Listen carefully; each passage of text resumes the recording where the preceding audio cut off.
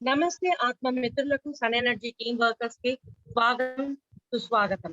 ముందుగా మన అందరి గురుగారైన డాక్టర్ బ్రహ్మర్షి పితామహ పత్రిజీకి, స్వర్ణమాల పత్రి మేడం కి నా ఆత్మాభివందనాలు. ప్రతిరోజు 4 నుంచి 5:30 వరకు ఎందరో మాస్టర్స్ ని తీసుకొని వచ్చి ఎంతో జ్ఞానాన్ని అందిస్తున్నాం.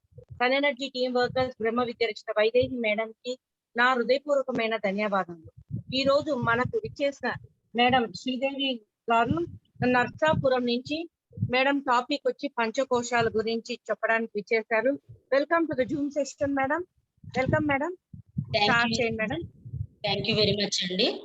ముందుగా మన అందరి ఆరాధ్య దైవము, నడయాడే దైవము, నడిపిస్తున్న దైవము, సాక్షాత్తు పరబ్రహ్మ స్వరూపులు, దైవజ్ఞులు బ్రహ్మర్షి పితామహ సుభాష్ పత్రిజీ గారికి, ధర్మపత్ని స్వర్ణమాల పత్రి మేడంకి, ఈ జూమ్ సెషన్ లో ఎంతమంది అయితే ఉన్నామో మనందరి తరపున కోటాను కోట్ల ఆత్మ ప్రణామాలు, ధన్యవాదాలు, ఆత్మ ప్రణామాలు, కృతజ్ఞతలు.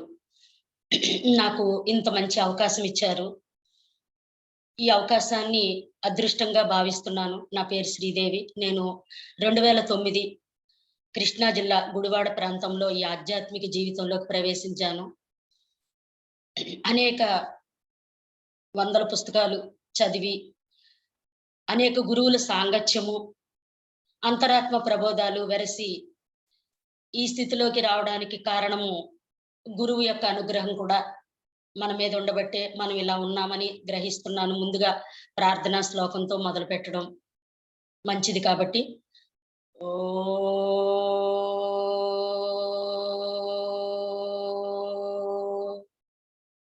వక్రతుండ మహాకాయ కోటి సూర్య సమప్రభ నిర్విఘ్నం కురు మే దేవ సర్వకార్యేషు సర్వదా. సరస్వతి నమస్తుభ్యం వరదే కామరూపిణి విద్యారంభం కరిష్యామి సిద్ధిర్భవతు మే సదా. జ్ఞానానందమయం దేవం నిర్మలం స్ఫటికాకృతిం ఆధారం సర్వ విద్యానాం హయగ్రీవ ఉపాస్మహే. గురు బ్రహ్మ గురు విష్ణు గురుదేవో మహేశ్వర గురు సాక్షాత్ పరబ్రహ్మ తస్మై శ్రీ గురువే నమః. తస్మై శ్రీ గురవే నమః. తస్మై శ్రీ గురువే నమః. గురువే అంతా. ఈరోజు పంచకోశాల గురించి మనం అవకాశం ఉన్నంత వరకు ఈ సాధన, మనం ధ్యానయోగ సాధనలోకి వచ్చాము, అనంతమైన జ్ఞానాన్ని తెచ్చుకుంటాము. ఆ జ్ఞానంలో ఇదొక విషయము. ఇది సత్య వస్తువు. పంచకోశములు సత్య వస్తువులు.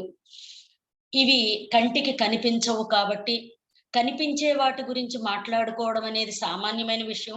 కానీ కనిపించని వస్తువుల గురించి మాట్లాడుకోవాలంటే ఆ చూసిన వారు ఎవరైనా ఉండి వాళ్ళు మాట్లాడుకుంటే ఆ రచనలు, ఆ సంస్కృతి, ఆ జ్ఞానము, ఆ ఉపనిషత్తుల సారము మనం తెలుసుకోవాలి. అలా తెలుసుకున్నదే పంచకోశముల గురించి ఈరోజు మన ముందుకు అద్భుతమైన భారత జాతీయ ఆధ్యాత్మిక జీవన విధానంలో మహత్తరమైన, అత్యధికమైన తెలుసుకోవలసి ఉన్నది పంచకోశములు. ఈ పంచకోశములు ఎందరో పురాతన శాస్త్రవేత్తలు, ఋషులు మనకు అందించిన విజ్ఞాన సంపదలోని భాగములే పంచకోశములు. మనకి 4 వేదాలు ఉన్నాయి. 4 వేదాల నుంచి 1080 ఉపనిషత్తులు బయటకు వచ్చినాయి. ఆ 1080 ఉపనిషత్తుల్లో నుంచి 18 పురాణాలు, ఆ 18 పురాణాల నుంచి అనేక జ్ఞాన సంపద బయటకు వచ్చింది. ఈ పంచకోశాలు తైత్తరీయ ఉపనిషత్తులో ఉంది. తైత్తరీయ ఉపనిషత్తు. ఈ తైత్తరీయ ఉపనిషత్తుని పిప్పలాదుడు అనే మహర్షి ద్వారా ఈ జ్ఞాన సంపద అంతా బయటకు వచ్చింది. పిప్పలాదుడు ఎవరు అంటే ఆయన సాక్షాత్తు పరమశివుడు, పరమేశ్వరుడే.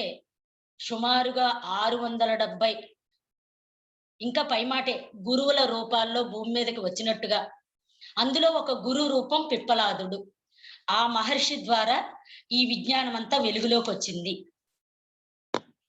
పిప్పలాదుడు సాక్షాత్తు శివుడి యొక్క అంశ.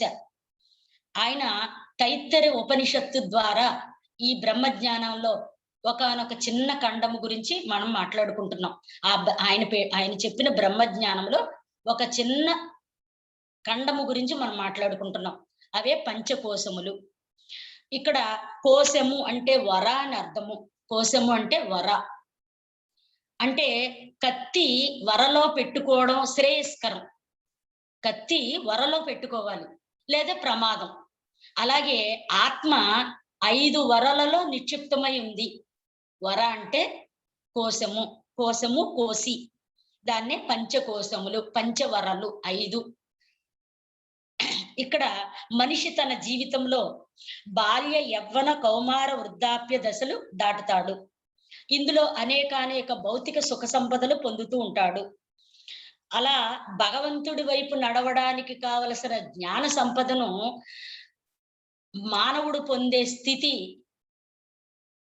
భగవంతుడు గురించి తెలుసుకోవడము. తానెవరు, భగవంతుడెవరు, తనకి భగవంతుడికి సంబంధం ఏంటి అనే మార్గంలో, అనే జ్ఞాన మార్గంలోకి, సాధనా మార్గంలోకి ప్రవేశించినప్పుడు ఇలాంటి అద్భుతమైన రహస్యాలు మానవుడు తెలుసుకోగలుగుతాడు.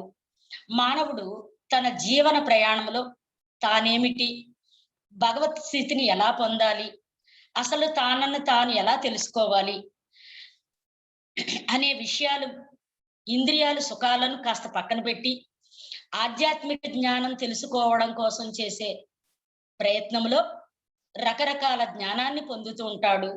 అలాంటిదే ఒకటి ఇప్పుడు మనం చెప్పుకోబోయే పంచకోశములు. పంచ అంటే 5. 5 కోశములు, 5 కోశములలో ఆత్మ ఆవరించుకుపోయి ఉంటుంది. స్థూలంగా కనపడేది అన్నమయ కోశం ఒకటే, మిగతా అన్ని సూక్ష్మమైన కోశములు. చూడని దాన్ని వర్ణించి చెప్పాలి అంటే చూసిన వాళ్ళు ఎవరో ఒకళ్ళు ఉండాలి. వాళ్ళ ద్వారానే ఈ బ్రహ్మజ్ఞానం బయటకు వస్తుంది. ఇప్పుడు పంచకోశాల్లో మనం పంచకోశాలు మానవ శరీరంలో ఎలా ఏర్పడతాయి, ఆ పంచకోశాల్లో ఆత్మ ఎలా ఉంది, ఆ కోశముల యొక్క ప్రాధాన్యత, వాటి యొక్క పనితీరు, వాటి యొక్క ఆలోచన విధానము, అవి ఏర్పాటు, ఇవన్నీ కూడా మనం తైత్తరీయ ఉపనిషత్తులో చెప్పబడింది. ఆ తైత్తరీయ ఉపనిషత్తుల్లో ఆధ్యాత్మిక జ్ఞానం మనకి అందింది. ఆ ఆధ్యాత్మిక జ్ఞానం ఇప్పుడు మనం తెలుసుకుంటున్నాము. కోశము అంటే వర అని చెప్పుకున్నాము, లేదా గుహ. వర లేదా గుహ అంటే ఒక గుహ. ఇప్పుడు మనకి స్థూల శరీరం కనపడుతుంది, మిగతా శరీరాలు ఏమీ కనపడతల్లా. ఈ స్థూల శరీరం బేస్ చేసుకుని మిగతా శరీరాలు ఎలా ఉంటాయి అనే దాన్ని ఊహాజనితమైన కల్పనతో కాకుండా శాస్త్ర ప్రమాణంగా ఇచ్చారు మనకి ఉపనిషత్తుల్లో. అలాంటి శాస్త్రమే మనం ఇప్పుడు చెప్పుకుంటున్నాము.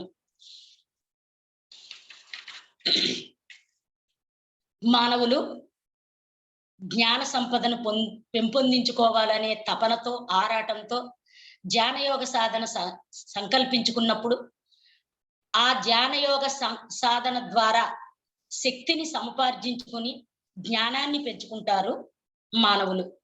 అలా జ్ఞానాన్ని పెంచుకున్నప్పుడు వారు శరీరము కాదని ఆత్మ అని తెలుసుకుంటారు.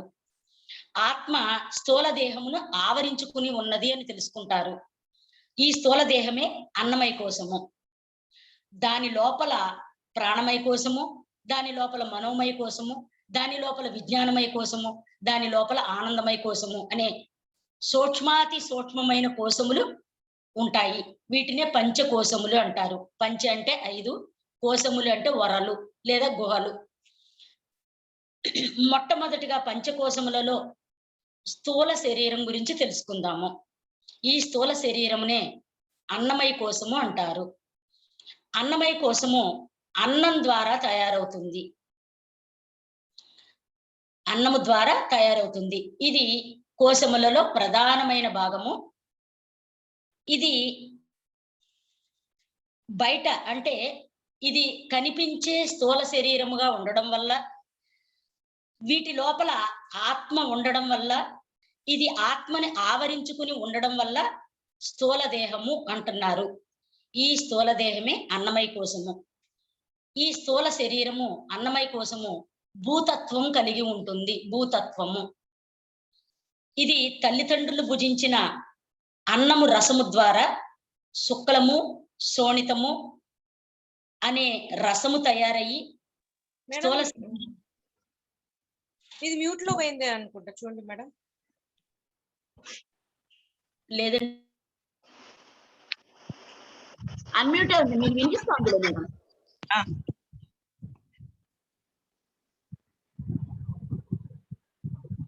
ఇది అన్నమయ్య కోసము తల్లిదండ్రులు భుజించిన అన్నము ద్వారా శుక్ల శోణితములు అనే జీవరసం వల్ల అన్నరసమే జీవరసముగా స్థూల శరీరం ఏర్పడింది. స్థూల శరీరము పంచభూతములతో కలిపి తయారైంది. పంచభూతములు పంచీకృతం జరిగి స్థూల శరీరం ఏర్పడింది. ఈ స్థూల శరీరం పంచభూతాత్మికము. పంచభూతాలలో మొట్టమొదటిది భూమి. భూమి ద్వారానే స్థూల శరీరం ఏర్పడింది. స్థూల శరీరంలో అన్నమయ కోశంలో సప్త ధాతువులు ఉంటాయి. అవి చర్మము, రక్తము, మాంసము, ఎముకలు, మెదడు, మజ్జ, శుక్లము అనే సప్త ధాతువులతో ఏర్పడింది అన్నమయ కోశము. ఈ సప్త ధాతువులు అన్నము తల్లిదండ్రులు భుజించిన ఆహారం ద్వారా ఆహారం పచనము అవి దాని ద్వారా శుక్ల శోణిత రసాయనాలు ఏర్పడి ఆ కణముల ద్వారా ఈ శరీరము అన్నమయ కోశం తయారైంది. అన్నమే అన్ని భూతముల యొక్క జన్మకు, స్థితికి, లయముకు కారణము. సమస్త భూత సృష్టికి అన్నమే ప్రధానము. అన్నము వలనే సమస్త భూతములు పుడుతున్నాయి. అన్నము వలనే జీవిస్తున్నాయి.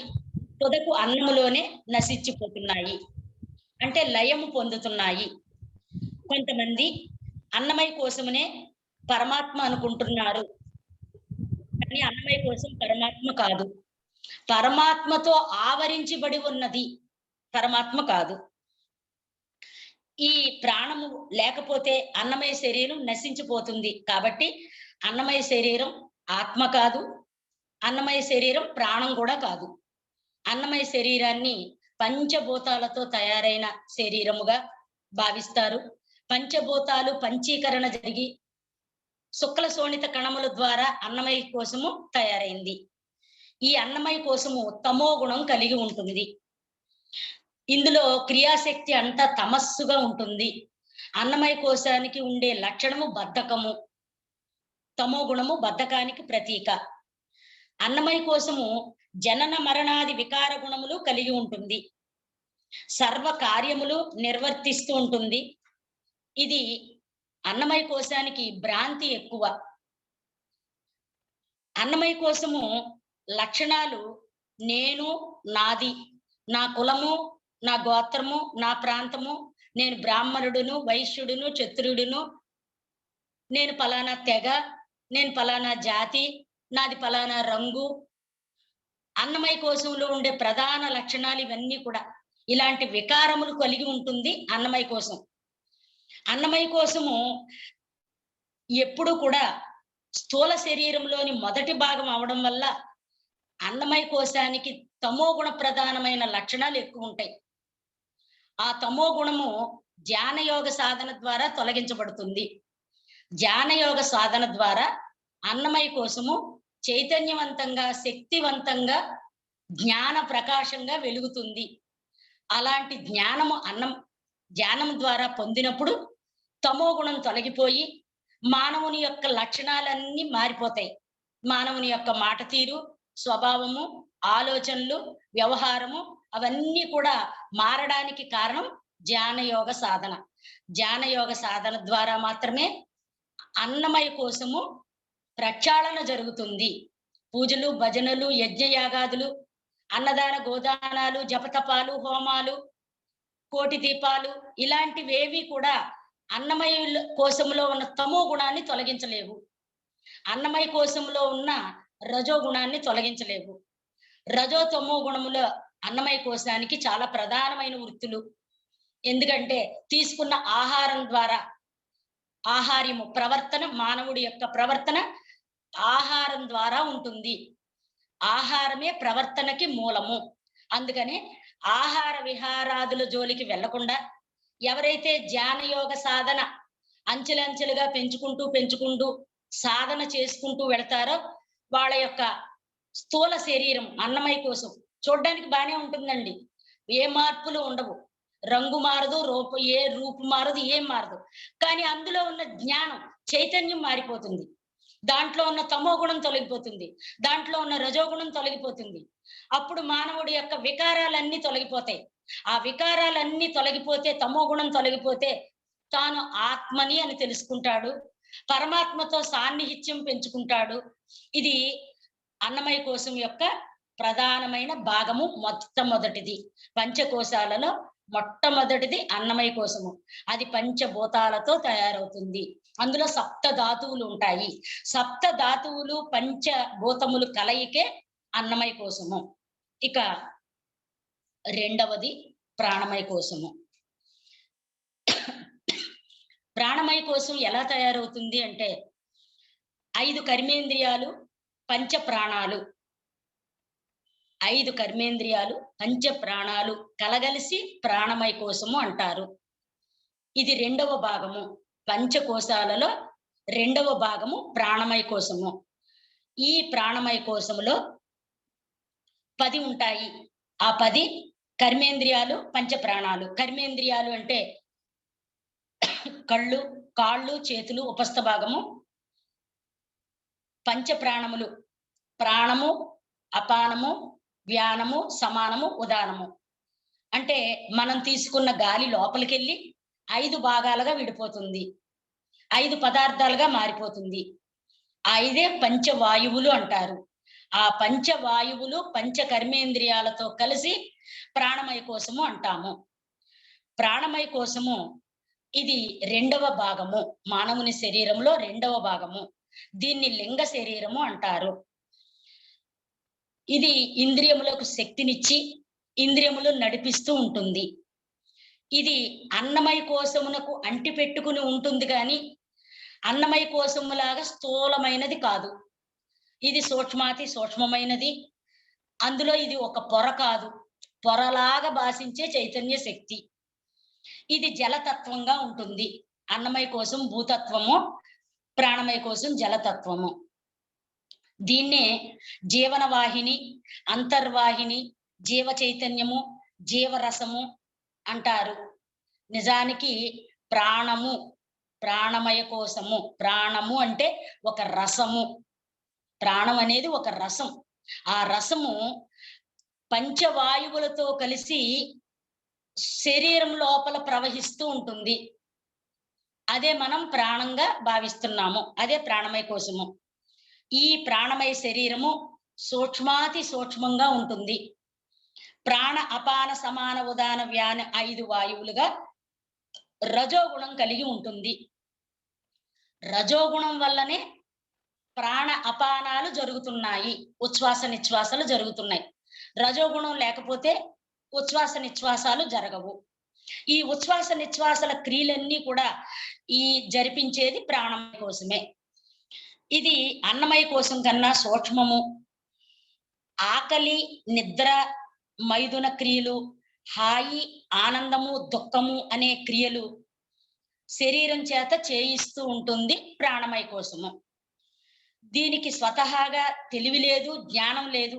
కానీ ఇది మనసు యొక్క స్థితిలో పనిచేయడం వల్ల జ్ఞానవంతంగా ఉంటుంది. ఇది ఆత్మ కాదు, కానీ ఆత్మలాగా భాషించే ఒకానొక సూక్ష్మ శరీరము.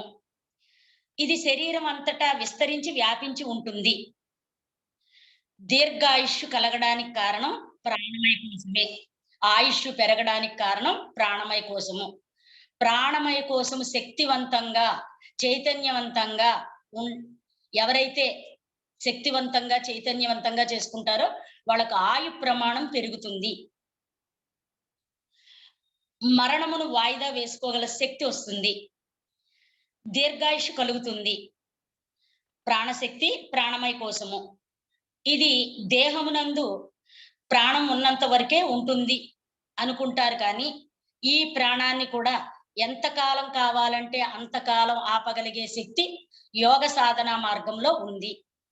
తపస్సు ద్వారా, సాధన ద్వారా ప్రాణశక్తిని పెంచుకుంటారు.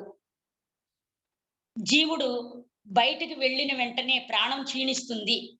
అందుకే జీవుడు అంటే ప్రాణము అని అంటారు. జీవ ప్రాణశక్తి. ప్రాణమయ కోసము నేను ఆకలిగా ఉన్నాను, నేను దుఃఖపడుతున్నాను, నేను హాయిగా ఉన్నాను, నేను వెళుతున్నాను, నేను తింటున్నాను, నేను చేస్తున్నాను, ఇలాంటి వ్యవహారాలన్నీ ప్రాణమయ కోసము యొక్క స్పందనలు. ఇలాంటి వికార ధర్మములచే ప్రాణమయ కోసము లోపల సూక్ష్మాతి సూక్ష్మంగా ఉంది. అభ్యాస వైరాగ్యమును చేయిస్తూ ఉంటుంది. ప్రాణమయ కోసము మానవ దేహంలో 2వ భాగముగా ఉన్నది. ఇది ఇటు స్థూల శరీరానికి, మనోమయ శరీరానికి మధ్యలో ఉంటుంది.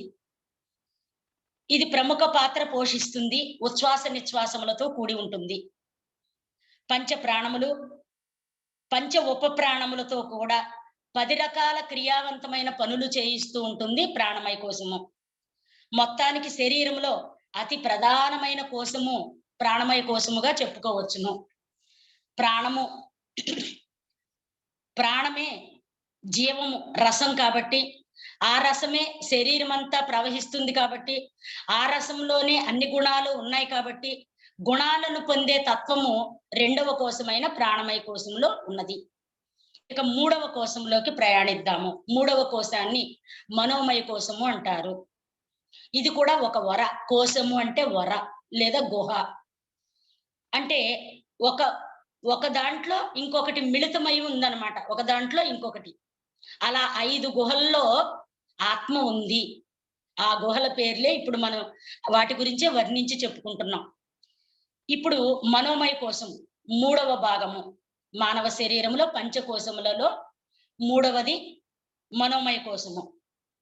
ఈ మనోమయ కోశము 5 జ్ఞానేంద్రియములు, 5 గుణములతో కలిగి ఉన్నది. 5 జ్ఞానేంద్రియాలు, 5 గుణములతో కలిగి ఉన్నది మనోమయ కోశం. జ్ఞానేంద్రియాలంటే కళ్ళు, ముక్కు, చెవులు, నోరు, చర్మము.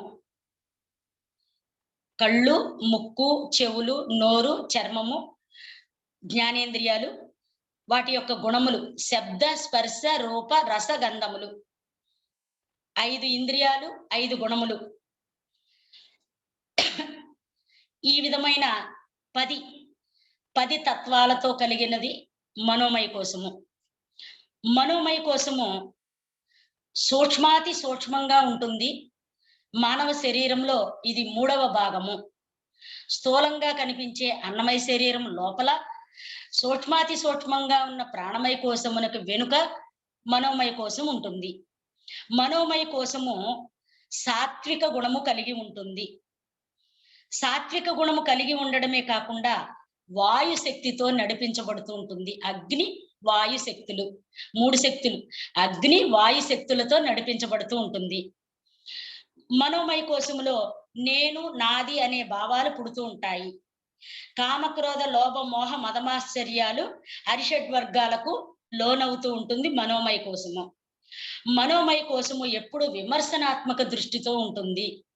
మనస్సు ఎప్పుడు విమర్శనాత్మక దృష్టితో ఉంటుంది. మనోమయ కోశము వాయు అగ్నితత్వంతో నడిపించబడుతూ ఉంటుంది. అందుకనే వాయువు ప్రకోపించినప్పుడు ఈ మనసు కూడా ప్రకోపాలకు లోనవుతూ ఉంటుంది. ఇది అన్నమయ, ప్రాణమయ కోశములకు రెండిటికి మధ్యవర్తిగా ఉంటుంది. ఆ రెండిటిని సమన్వయకర్తగా పనిచేస్తూ ఆ రెండిటిపైన పెత్తనం చేస్తూ ఉంటుంది. ఇది జీవాత్మ 3వ భాగము. శబ్ద, స్పర్శ, రూప, రసగంధాది విషయవాంఛలకు లోనవుతూ ఉంటుంది. సంకల్ప వికల్పాలు జరిగేది ఈ కోశములోనే. ఇది ప్రాణమయ కోశము. ప్రాణమయ కోశము చాలా సూక్ష్మాతి సూక్ష్మంగా ఉంటుంది. ఇది ఆత్మకు అనుసంధానంగా ఉంటుంది. ఆత్మగా భావించే కోశమే కానీ ఇది ఆత్మ కాదు. సమస్త క్రియలు, ఇష్టాయిష్టాలు, అయిష్టాలు, వ్యాపారాలు, ఉద్యోగాలు, బాధ్యతలు, పదవీకాంక్షలు, వ్యామోహాలు ఇవన్నీ మనోమయ కోశములో లక్షణాలు. మనోమయ కోశము ఎవరైతే ధ్యాన యోగ సాధన ద్వారా చైతన్యవంతంగా, శక్తివంతంగా ఆ మనోమయ కోశాన్ని శక్తివంతంగా, చైతన్యవంతంగా, ప్రాణశక్తి పరంగా దాన్ని శక్తివంతంగా మారుస్తారో వాళ్ళ ఇంద్రియ వ్యాపారాలన్నీ వాళ్ళ చెప్పు చేతుల్లోకి వచ్చేస్తాయి. ఇది సత్వగుణమే, మనోమయ కోసము సాత్విక గుణమే. కానీ తమో గుణంతో కలవడం వల్ల మొద్దు, పంతం ఎక్కువ, ఓపిక తక్కువ, సహనం తక్కువ, ఒక్కోసారి సున్నితత్వంగా ఉంటుంది, ఒక్కోసారి మొరటుగా ఉంటుంది, ఒక్కోసారి మహా కోపము, ఒక్కోసారి జాలి, అమితమైన దయ, అమితమైన ప్రేమ, అన్నీ ఎక్కువే మనోమయ కోసంలో. అలాగే అన్ని తక్కువే. ఎప్పుడు మనోమయ కోసం ఉత్తాన పతానాలకు లోనవుతూ ఉంటుంది. కాసేపు బాగుంటుంది, కాసేపు మనసు బాగాలేదంటుంది. ఇలాంటి ఉత్తాన పతానాలన్నీ జరుగుతూ ఉంటాయి మనోమయ కోసంలో. ఒక్కోసారి కఠినంగా ఉంటుంది, ఒక్కోసారి మెత్తగా ఉంటుంది. ఇది చురుకు ఎక్కువ, మనోమయ కోసం చురుకు ఎక్కువ, అతి వేగం కలది. అందుకే దీన్ని అంతరం అంటారు. అంతరము. అంతరం అంటే ఇది తిట్టు కాదు, ఇది ఒక కోశము. పెద్దంతరం చిన్నంతరం లేదా అంటారు. అంతరం అంటే కోశము, కోశము అంటే గుహ, గుహ అంటే వర. ఇది ఇక్కడ జ్ఞానేంద్రియాలు పంచకం జరుగుతుంది. జ్ఞానేంద్రియాలు వికసిస్తూ ఉంటాయి. జ్ఞానయోగ సాధనలో జ్ఞానేంద్రియాలు వికసించినప్పుడు మనోమయ కోసం శక్తివంతంగా యాక్టివేషన్ అవుతూ ఉంటుంది. అలా యాక్టివేట్ అయిన వాళ్ళకి బాహ్య విషయముల యందు ఆసక్తి తగ్గుతుంది. అంతర్ ప్రపంచంలోనికి ప్రయాణించాలనే ఆశ కలుగుతుంది. పై బాహ్యపరమైన ప్రాపంచిక విషయాల యందు ఆసక్తి తగ్గి ఆధ్యాత్మిక విషయముల యందు ఆసక్తి పెరుగుతుంది. ఇది బుద్ధితో కలిసి పనిచేస్తూ ఉంటుంది. బుద్ధి కర్మేంద్రియముల ద్వారా ఆచరణలో పెడుతూ ఉంటుంది. మనసు బుద్ధితో కలిసి పనులు చేస్తూ ఉంటుంది. మనోమయ కోసము బుద్ధితో కలిసి పనులు చేయడం వల్ల నిర్ణయాత్మక విషయాలు తీసుకుంటుంది. మోహము, శోకము, లజ్జ, భయములు ఈ మనోమయ కోసము యొక్క ధర్మములు. కొందరు దీనిని సూక్ష్మాతి సూక్ష్మంగా ఉపాసన చేస్తూ ఉంటారు. కొంతమంది సాధకులు మనోమయ కోశాన్ని మెయిన్ గా తీసుకుని ఉపాసన చేస్తూ ఉంటారు. కొంతమంది ధ్యాన యోగులు. వాళ్ళకి మనోబలం పెరుగుతుంది. మనసు నుండి సమస్త భూతములు పుట్టి మనసు చేతే జీవిస్తూ మనసులోనే లయించిపోతున్నాయి. అంతా మనోమయ కోసమే అని చెప్తారు చాలా మంది. అంటే మానవుని నడిపించేది మనసే. 84 లక్షల జీవరాశులకి లేనిది మానవుడికి మాత్రమే ఉన్నది మనోమయ కోసము 100% ఫలవంతంగా, పుష్పవంతంగా, చైతన్యవంతంగా, శక్తివంతంగా ఉండడమే కారణము. ఇక ఏ జీవులకి ఈ మనస్సు అనేది ప్రధానమైన లక్షణముగా లేదు.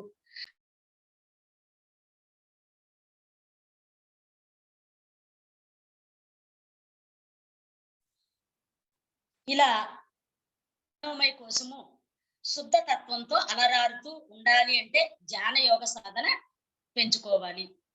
నేను అలా ఉన్నాను, నేను ఇలా ఉన్నాను, వాళ్ళు అలా ఉన్నారేంటి, ఇలాంటి కామెంట్స్ అన్ని కూడా మనోమయ కోసంలో జరుగుతూ ఉంటాయి. మనోమయ కోసం వికార చేష్టలకు లోనవుతూ ఉంటుంది. లోక పోకడలు, లోక వ్యవహారం అంతా కూడా మనోమయ కోసంలోనే ఉంటుంది. మనోమయ కోసం లాగుతూ ఉంటుంది వెనక్కి. ఆధ్యాత్మిక సాధనలో ముందుకు జరుగుతున్న కొద్దీ మనోమయ కోసం వెనక్కి లాగుతూ ఉంటుంది. మనోబుద్ధి చిత్త అహంకారములు అనబడే దుష్ట చతుష్టయము ఇందులో భాగముగా ఉంటుంది. ధ్యాన యోగ సాధన ద్వారా ఎవరైతే మనసు నిర్మలం చేసుకుంటారో, పవిత్రం చేసుకుంటారో, శుద్ధము చేసుకుంటారో వాళ్ళకి మనోశుద్ధి జరుగుతుంది. అందుకే అమ్మవారి రహస్య సహస్రనామాలలో మనోరూపేక్షు కోదండ పంచతన్మాత్ర సాయక అన్నారు. సాయకములు అంటే బాణములు. చూడడం ద్వారా, మాట్లాడటం ద్వారా, వినడం ద్వారా, వినిపించడం ద్వారా, వాసన చూడడం ద్వారా రకరకాల బాణములను ప్రయోగిస్తూ మనోవికార చేష్టలు కలిగించుకుని దాని ద్వారా కర్మలను పోగేసుకుంటుంది మనోమయ కోసము. పంచకోశములలో కర్మలు పోగేసుకునేది మనోమయ కోశములోనే. మనోమయ కోశం ద్వారానే పాపకర్మ పీడితుడవుతాడు మానవుడు. కాబట్టి ఈ మనోమయ కోశము లింగ శరీరము. ఇక త్రిలింగ దేశము అంటారు మనని. త్రిలింగ దేశము అంటే అన్నమయ కోశం, ప్రాణమయ కోశం, మనోమయ కోశం. ఈ 3 లింగ శరీరాలు, ఈ 3 ఒకదానిలో ఒకటి కలిసి లింగ శరీరముగా శరీరం ఉన్నది. ఈ దీంట్లోనే విజ్ఞానమయ కోశం, ఆనందమయ కోశం అనేవి మిగతా 4-5 కోశాలు. అవి కోశములలాగా అనిపించే చైతన్యవంతమైన శక్తి క్షేత్రాలు గాని నిజానికి వాటికి ఒక రూపం లేదు. కాబట్టి ఈ 3 కోశాలే త్రిలింగ దేశము అంటారు. త్రిలింగ దేశము అంటే మామూలుగా ప్రాపంచికమైన అర్థం ఏంటంటే 3 వైపులా భూమి, ఒకవైపు నీరు ఉంది కాబట్టి త్రిలింగ దేశము అన్నారు ప్రాపంచికంగా. ఆధ్యాత్మిక జ్ఞానంలో మాత్రము త్రిలింగ దేశము అంటే మానవుడిది 84 లక్షల జీవరాశుల్లో మానవ జన్మ ఆఖరి జన్మ. ఆఖరి జన్మనే తెలుసుకోవాలి, తానేంటో తెలుసుకునే ప్రక్రియ ఆఖరి జన్మలోనే ఉంది కాబట్టి త్రిలింగ దేశము అంటే 3 శరీరాలతో కూడిన లింగమయ శరీరము. లింగము అంటే ఆత్మ అని అర్థము. ఈ లింగము అంటే ఈ ఆత్మ 3 కోశాలలో నిండి నిబిడీకృతమయ్యింది అని చెప్తున్నారు. ఇక్కడ ఈ రహస్యాన్ని చెప్తూ అమ్మవారు కూడా మనోరూపేక్ష కోదండ పంచ తన్మాత్ర సాయక. పంచ అంటే 5, తన్మాత్రలు అంటే గుణాలు, సాయకములు అంటే బాణములు. ఎప్పుడు మానవుడు 5 రకాలైన బాణాలు వేస్తూ ఉంటాడు. అంటే ప్రతిరోజు కూడా 5 రకాల కర్మలను పోగేసుకుంటాడట. చూడడం ద్వారా, వినడం ద్వారా, మాట్లాడటం ద్వారా, వాసన చూడడం ద్వారా, చర్మ సంబంధమైన కర్మల ద్వారా, అంటే స్పర్శ సంబంధమైన కర్మల ద్వారా అలా ప్రతిరోజు 5 పంచకర్మలు పోగేసుకుంటూ ఉంటాడు మానవుడు. ఎవరైతే ధ్యాన యోగ సాధన చేసుకుంటూ ఉంటారో వాళ్ళు ఈ పంచకర్మలు అంటే ప్రాపంచికమైన ఈ పాప కర్మల నుంచి విముక్తులవుతారు. ఈ కర్మలు అంటించుకోరు, చెయ్యరు. ధ్యాన యోగ సాధన అంత గొప్పది. కాబట్టి మనం ఇప్పటి వరకు 3 కోశాలు చెప్పుకున్నాము. అన్నమయ కోశం, ప్రాణమయ కోశం, మనోమయ కోశం. ఇక 4వ కోశంలోకి ప్రయాణిస్తున్నాము. దాన్ని విజ్ఞానమయ కోశము అంటారు. విజ్ఞానమయ కోశములో పంచ జ్ఞానేంద్రియములు, నిర్ణయాత్మకమైన బుద్ధి, ఇది ఈ 6 కలిపి విజ్ఞానమయ కోశము అనబడుతుంది. ఇది మనోమయ కోశము కన్నా సూక్ష్మాతి సూక్ష్మముగా ఉంటుంది. మనోమయ కోశానికి లోపల ఉంటుంది. పరిపూర్ణమయ్యే విజ్ఞానంతో ఉంటుంది. దీని కర్తవ్యం ప్రతి పని వివేకంతో, విజ్ఞానంతో, బుద్ధితో తెలుసుకోవడము. ఇది నిర్ణయాత్మక శక్తిని కలిగి ఉంటుంది. మనోమయ కోశము విజ్ఞానమయ కోశానికి కర్త. మనసు ద్వారానే ఇవన్నీ పొందాలి కాబట్టి, మనసు లేకపోతే ఈ విజ్ఞానాన్ని మానవుడు పొందలేడు కాబట్టి మనసుకు అతి దగ్గరగా ఉండేదే విజ్ఞానమయ కోశము. ఇది సుషుప్తిలో లయమైపోతే సకల విజ్ఞానము సముపార్జన సాధ్యమవుతుంది. అంటే చదువుకోవడం ద్వారా జ్ఞానం రాదట. చదువు వేరు, డిగ్రీలు వేరు, చదువు వేరు, జ్ఞానం వేరు. దాన్నే అవిద్య అంటారు. అంటే విద్య ద్వారా పొందలేనిది విజ్ఞానము. విజ్ఞానం వేరు, విద్య వేరు. విజ్ఞానము ఎలా పొందుతాము, జ్ఞానం ఎలా వస్తుంది అంటే మనసు గాఢ సుషుప్తిలో లయమైపోయినప్పుడు అప్పుడు విజ్ఞానమయ కోసం యాక్టివేట్ అవుతుంది. అంటే పూర్వజన్మల జ్ఞానం అంతా కూడా బయటకు వచ్చేస్తూ ఉంటుంది. అంటే మానవుడు అనేక వందల వేల జన్మలు జీవిస్తూ మరణిస్తూ ఉంటాడు. గత జన్మల జ్ఞానం అంతా కూడా అతనికి లోపల నిండి నిబిడీకృతమయ్యింది. అదే శరీరం అంతటా కూడా కణకణాలు అణువుల రూపంలో విస్తరించి వ్యాపించిపోయింది. ఆ జ్ఞానం తెలుసుకోవాలి అంటే ఖచ్చితంగా ధ్యానం ద్వారా మాత్రమే జ్ఞానం వస్తుంది. ఇంకో రకంగా రావడానికి అవకాశం ఏమీ లేదు. కాబట్టి ఋషులు, మునులు, యోగులు అనేక వేల లక్షల సంవత్సరాలు తపస్సులు ఆచరించి తపస్సు ద్వారా ఇవన్నీ గ్రహించారు. వారు ఏ డిగ్రీలు లేవు వాళ్ళకి. తపస్సు ద్వారా జ్ఞానాన్ని గ్రహించారు. చిన్న ఉదాహరణ, ఈరోజు సత్యసాయి బాబా గాని, షిరిడి సాయిబాబా గాని, లేదా రాఘవేంద్ర స్వామి గాని, వీరబ్రహ్మం గారు గాని ఏ డిగ్రీలు లేవు.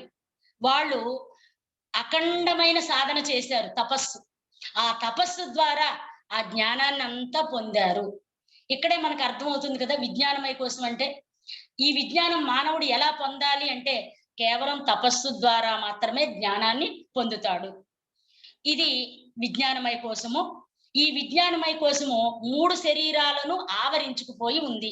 అంటే అన్నమయ, ప్రాణమయ, మనోమయ 3 శరీరాలను ఆవరించుకుపోయి ఉన్న కోశము. ఇది లింగ శరీరము. దీన్నే త్రిలింగ శరీరము అంటారు. ఒక్క భారతదేశంలో పురాతన శాస్త్రవేత్తలైన ఋషులు, మునులు, యోగులు తపస్సు ద్వారా దర్శించి తరించారు. వీటినే శృతులు అంటారు. శృతులు. శృతులు అంటే తపస్సు ద్వారా గ్రహించినవి. స్మృతులు అంటే నెమరు వేసుకుంటున్నారు. శృతులు అంటే విన్నారు. 4 వేదాలు, పురాణాలు ఇవన్నీ కూడా ఋషులు తపస్సుల ద్వారా విని గ్రహించుకున్నారు, తెలుసుకున్నారు. దీన్నే బ్రహ్మ విద్య అంటారు. ఈ బ్రహ్మ విద్య మనకు విజ్ఞానమయ కోశం ద్వారా అందించబడుతుంది. విజ్ఞానమయ కోశాన్ని బ్రహ్మస్వరూపం అని అంటారు. బుద్ధి ఉన్నవారు ఆ బుద్ధిని విజ్ఞానమయ కోశం ద్వారా పొందుతారు. మానవ శరీరంలో 4వ భాగము విజ్ఞానమయ కోశము. ఇది చాలా సూక్ష్మాతి సూక్ష్మమైన కాంతి చైతన్య కోశము. కాంతి చైతన్య కోశము. ఇందులో ప్రధానంగా 5 జ్ఞానేంద్రియాలు శక్తివంతంగా పనిచేస్తూ ఉంటాయి. ఇది అత్యంత సూక్ష్మాతి సూక్ష్మము. దీంట్లో మోహము, క్రోధము, ఆసక్తి, విముక్తి ఇలాంటి సంబంధించిన జ్ఞాన సంబంధమైన విషయాల నుంచి ఆసక్తిని పెంచడానికి, ఆసక్తిని కలిగించడానికి, బుద్ధిని కలిగించడానికి, బుద్ధిని ఉపయోగించడానికి ఇది ఉపయోగపడే కోశము. దీన్నే విజ్ఞానమయ కోశము అంటారు. విజ్ఞానమయ కోశము చాలా సూక్ష్మాతి సూక్ష్మమైన మానవునిలో 4వ భాగము. ఆ 4వ భాగము అతి ప్రధానమైనది. మానవుడి కర్తవ్యాన్ని తెలియచేసే కోశము. మానవుడు తానే బ్రహ్మము, తానే పరబ్రహ్మ స్వరూపుడు, తాను శరీరము కాదు ఆత్మని తెలుసుకునేది విజ్ఞానమయ కోశం ద్వారానే. విజ్ఞానమయ కోశము శక్తివంతంగా, చైతన్యవంతంగా ధ్యాన యోగ సాధన ద్వారా యాక్టివేట్ అయిపోయిన మానవుల యొక్క ప్రవర్తన సామాన్యమైన మానవులలాగా ఉండదు. మానవుల యొక్క ప్రవర్తన జ్ఞానుల యొక్క ప్రవర్తనలా ఉంటుంది. అది విజ్ఞానమయ కోశంలో ప్రధానంగా ఉండే లక్షణము. అదే బ్రహ్మజ్ఞానము. ఆ బ్రహ్మజ్ఞానం పొందాలి అంటే విజ్ఞానమయ కోశం పూర్తిగా శక్తివంతంగా, చైతన్యవంతంగా ఉన్న వాళ్ళలో ఆ బ్రహ్మజ్ఞాన లక్షణాలు కలుగుతాయి. ఇదే విజ్ఞానమయ కోశం యొక్క ప్రాధాన్యత. పూజల ద్వారా, భజనల ద్వారా ఈ కోశాలు యాక్టివేట్ జరగవని, కేవలం ధ్యాన యోగ సాధన లేదా తపస్సు లేదా శ్వాస మీద ధ్యాస ద్వారా మాత్రమే ఈ కోశాలన్నీ యాక్టివేషన్ లోకి వస్తాయని పిప్పలాదుడు అనే మహర్షి తైత్తరీయ ఉపనిషత్తు ద్వారా మనకి అందిస్తున్నారు రహస్యాలు. ఇప్పుడు 4 కోశాల గురించి మాట్లాడుకున్నాం. ఇక 5వ కోశమైన ఆనందమయ కోశం గురించి చెప్పుకుందాము. ఇది విజ్ఞానమయ కోశమునకు లోపల ఉంటుంది. సత్వగుణ ప్రధానము కలిగి ఉంటుంది. ఇది ప్రకృతి చేత అవిద్య నుంచి ఏర్పడిన కారణ శరీరం అనే ఆనంద శరీరము. ఆనందమయ కోశము అవిద్య ద్వారా ప్రకృతి చేత ఏర్పడుతుంది. సత్వగుణ ప్రధానముగా ఉంటుంది. ఈ ఆనందమయ కోశము పుణ్యాపుణ్య ఫలితములను అనుభవించుతుంది. సుఖం చేత, దుఃఖము చేత సుఖ దుఃఖాలను అనుభవిస్తూ ఉంటుంది. ఈ ఆనందమయ కోశమును సచ్చిదానంద స్వరూపము అంటారు. పుణ్యము గాని, పాపం గాని క్షయం అవగానే నిద్ర రూపాన ఉంటుంది. అంచేత ఒకప్పుడు ఉండి ఒకప్పుడు లేకపోవడం వల్ల ఇది ఆనందమయ కోశంలో హెచ్చు తగ్గులు ఏర్పడుతూ ఉంటాయి. ఆనందమయ కోశము అజ్ఞానము, ప్రియము, మోదము అనే ధర్మాలు కలిగి ఉంటుంది. ఆనందమయ కోశము విస్తారంగా వ్యాపించి ఉంటుంది. శరీరం అంతా కూడా విస్తారంగా వ్యాపించిపోయి ఉంటుంది. ఆనందమయ కోశము ఆత్మ. ఆత్మే ఆనందము. ఆనందమే బ్రహ్మము. ఇదే ఆత్మ. బ్రహ్మమే ఆనందమయ కోశము. ఇది నిశ్చయాత్మక నిర్ణయాలు తీసుకుంటుంది. నిరతిశయ నిరుపాధిక ఆనందమయ స్వరూపమే ఆనందమయ కోశము. ఇది ఆనందమయ కోశము పంచకోశములలో నిండి నిబిడీకృతమై ఉంటుంది. అవ్యక్తంగా ఉంటుంది. ఒక్కోసారి వ్యక్తం అవుతూ ఉంటుంది. ఒక్కోసారి వ్యక్తమవుతుంది, ఒక్కోసారి అవ్యక్తంగా ఉంటుంది. ఈ ఆనందమయ కోశమునకు సర్వము తెలుసుకునే నిశ్చయాత్మక శరీరముగా ఉంటుంది. ఎవరైతే పంచకోశములు విచారణ చేసి తాము శరీరం కాదు ఆత్మని తెలుసుకుంటారో వాళ్ళనే బ్రహ్మ విధులు అంటారు. ఈ ఆనందమయ కోసము ధ్యానయోగ సాధన చేసుకున్న మానవులలో ప్రతినిత్యము జాగ్రత్తావస్థ, స్వప్నావస్థ, సుషుప్తావస్థ అనే 3 అవస్థల అనుభూతులు పొందుతూ ఉంటుంది ఆనందమయ కోశం. ఆనందమయ కోశము మానవుని యొక్క అంతఃకరణము. ఇది కోశములా కనిపిస్తుంది కానీ కోశము కాదు. చాలా సూక్ష్మాతి సూక్ష్మమై చైతన్యము ప్రజ్ఞ. ఆనందమయ కోశంలో కర్త భోక్త కూడా ప్రజ్ఞ, ఆత్మే. ఆత్మే ప్రజ్ఞ, ప్రజ్ఞే ఆత్మ. 5 కోశముల కంటే భిన్నముగా ఉండదు. 5 కోశములలోనూ నిండి నిబిడీకృతమవుతుంది భోక్త. అదే కర్త, అదే భోక్త. దాన్నే మానవ అంతఃకరణము అంటారు. మానవ అంతఃకరణమే ఆనందమయ కోశము. అంతఃకరణ శుద్ధి జరిగినప్పుడు ఆనందమయ కోశము చాలా యాక్టివేట్ గా ఉంటుంది. ఈ 5 కోశములలో ఆత్మ ఐక్యం చెందడం వల్ల 5 కోశముల యొక్క ధర్మములను ఆత్మ ఆరోపించుకుంటుంది. వాస్తవానికి ఆత్మ 5 కోశములలో నిండి నిబిడీకృతమై ఉండి ఆ కోశముల యొక్క లక్షణాలను ఆత్మ పొందుతుంది. ఆత్మే కర్త, ఆత్మే ప్రజ్ఞ. అన్ని కోశాలలో ఉన్న ఆత్మే వాస్తవానికి కర్త, కర్మ, క్రియ, భోక్త. అందుకనే మనకి ఆనందమయ కోశమును హిరణ్యమయ కోశము, లింగ శరీరము, కారణ శరీరము, హృదయ శరీరం అనే పేర్లతో పిలుస్తూ ఉంటారు. ఇది ఆనందమయ కోశం, 5వ కోశము. ఇది మన హృదయంలో అనాహత చక్రంలో ప్రాథమికంగా శక్తివంతంగా చైతన్యవంతంగా ఉంటుంది. అనాహత చక్రంలో ఉండడం వల్ల ఆంతరంగిక శక్తిని కలిగి ఉంటుంది. ఆంతరంగ జగత్తులో సంబంధం కలిగి ఉంటుంది. ఆంతరంగ శక్తిని కలిగి ఉండడం వల్ల అంతఃకరణమునే ఆనందమయ కోశంగా భావిస్తున్నారు. మరణ సమయంలో జీవాత్మ ప్రాణమయ కోశంలో ఉంటాడు.